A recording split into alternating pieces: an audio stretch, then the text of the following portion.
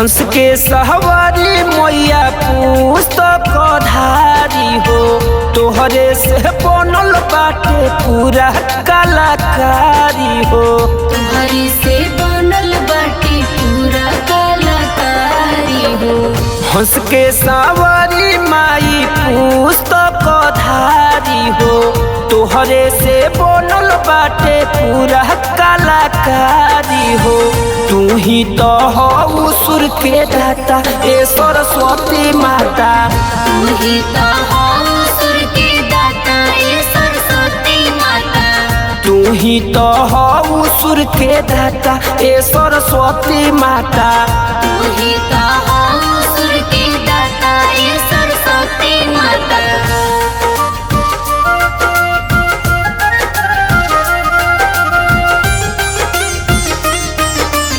Music by Mukesh Murari.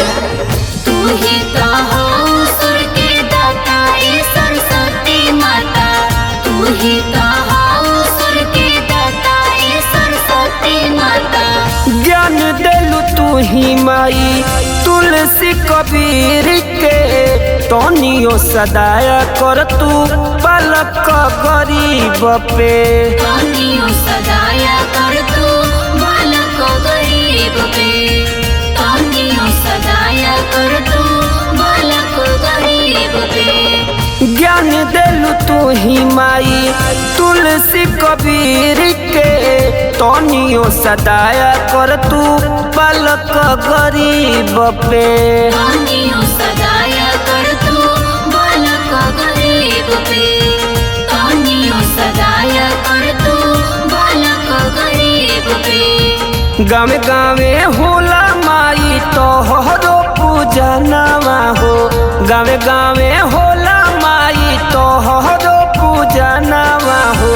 तू ही तो हो सुर के दाता ए सरस्वती माता।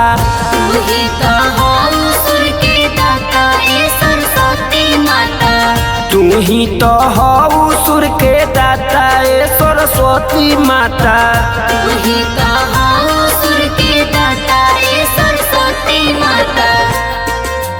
जय जय जय माँ। जय जय जय माँ।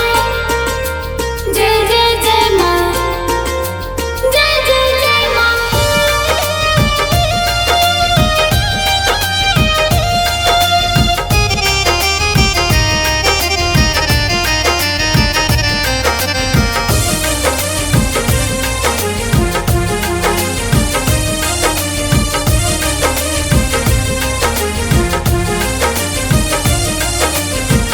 नहीं कलकारी माई नहीं जानकारी, रौरे की पासे हम गीत गावतानी।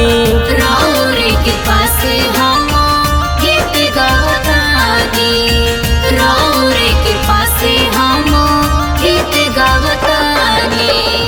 नहीं कलकारी माई नहीं जानकारी, रौरे कृपा से हम गीत गावतानी। रौरे के पासे हम गीत गावतानी।